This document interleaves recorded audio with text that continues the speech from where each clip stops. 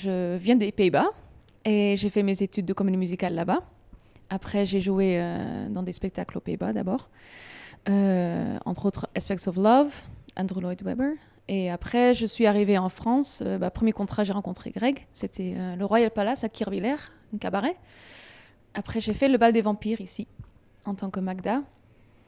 Et après, j'ai enchaîné avec Roméo et Juliette, dans le rôle de Lady Capulet, que je fais toujours aujourd'hui. Moi, j'ai pas fait d'école de spectacle. J'ai un titre d'ingénieur en gestion de l'eau et des milieux aquatiques. J'ai débarqué dans ce milieu un peu par hasard. Et suite à ça, j'ai fait le rôle de Mac Brandt pour lequel j'ai été nommé au Molière en 2011. Et ensuite, j'ai fait le portrait de Dorian Gray. J'ai joué dans Mistinguett aussi pendant 2 ans. Là, récemment, je suis encore sur Chance au Théâtre La Bruyère, qui est nommé au Molière 2019. Et je viens d'attaquer une pièce de théâtre avec Corinne Touzé qui sera jouée à Avignon cet été. Nous, on se connaît depuis pas mal d'années. Ouais. Voilà, ça fait 6 ans qu'on se connaît, on travaille ensemble. On est devenus hyper amis et du coup, on est heureux de se retrouver là. Ouais. Mais on n'a encore pas. On n'a encore pas chanté ensemble sur Dans ce les spectacle-là. rôles, ouais. Donc voilà. On va découvrir. Qu'est-ce qui fait quand on est un artiste de comédie musicale qu'on a envie de postuler sur un spectacle comme Ghost plus qu'un autre? Moi, c'était marrant. Moi, je savais pas encore que c'était Ghost et je pense qu'il y avait déjà 3 personnes qui m'ont envoyé un message en tant que Monique, c'est Ghost, c'est toi, Molly. Donc, tout de suite, ça m'a mis en pression. Comme quoi, bon, oui, il faut que j'aille auditionner pour ce rôle. Mais même moi, je me mettais la pression parce que je voulais vraiment réussir. Pour moi, c'était un rôle que je voulais absolument faire depuis des années. Donc, c'était excitant, mais stressant en même temps. Mais trop bien que j'ai réussi du coup. Pareil, on m'a dit, écoute, il y a Ghost, tu correspondrais bien au rôle du méchant. Et donc, je suis venu pour faire le méchant et je me retrouve à faire le fantôme. Voilà. Mais non, il y avait la motivation aussi de pouvoir. Mogador, c'est quand même une scène mythique, c'est un théâtre mythique, une salle sublime. C'est aussi la chance de pouvoir partager une aventure commune pendant une très longue période, ce qui est rare aujourd'hui. Maintenant, les spectacles se font et se défont assez rapidement, malheureusement. Et là, c'est sur une longue période avec une grosse équipe, un théâtre magnifique. Donc, c'était hyper motivant. Qu'est-ce qui se passe justement dans votre tête quand vous apprenez que c'est vous qui êtes engagé pour ça? Il y a un petit moment que tu te dis c'est pas vrai, je crois pas, enfin. Et aussi il y a une pression qui se lâche parce que oui quand même forcément il y a des semaines qui passent.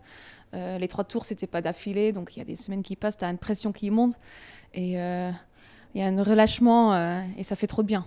Je crois que j'avais quelques larmes honnêtement. C'était assez étrange, surtout qu'en plus à ce moment-là, j'étais avec mon petit garçon, ma chérie était en tournée, donc j'étais seul avec lui.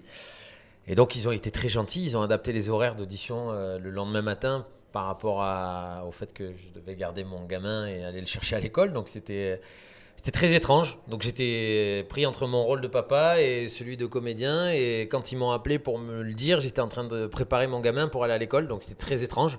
C'est-à-dire que j'étais en train de mettre le manteau à mon fils et on m'appelle, on me dit « Au fait, tu vas faire ça, mais tout. » Ouais, c'est super, je vous rappelle, hein, je vous rappelle dans 10 minutes. Et puis, du coup, j'ai fait le trajet pour aller à l'école, je suis revenu. Et là, sur le trajet du retour, je me suis dit « Waouh, ah ouais, ok, ça le fait, quoi. » Quelle part de vous avez l'intention de donner à vos personnages? Par rapport au personnage, c'est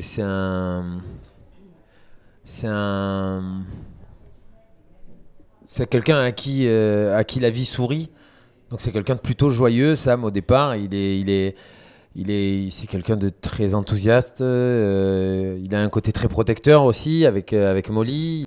Donc je vais me servir de cette part-là de moi. Et puis après, il y a toute la sensibilité parce qu'il passe par des émotions tellement différentes entre la joie du départ, le désespoir de mourir et puis l'envie de se reconnecter à ce monde de vivants pour sauver la femme qu'il aime.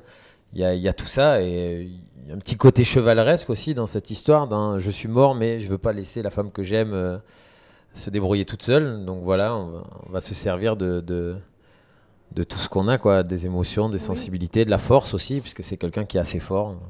Voilà. Je pense que déjà, à la base, il y a des émotions qu'on a tous dans notre vie de tous les jours. Donc, on peut s'en servir déjà de ça. Après, Molly, c'est une jeune femme douce, très amoureuse et bah, ça c'est des sentiments que moi heureusement je connais dans la vie et aussi besoin de stabilité, de sécurité. Je pense que ça c'est des trucs en tant que femme on peut reconnaître et ça ce serait un côté que je pourrais utiliser. D'un autre côté, j'ai jamais perdu un amoureux. Heureusement. Donc ça va être un truc à découvrir, du coup. Voilà. Merci. Merci à vous.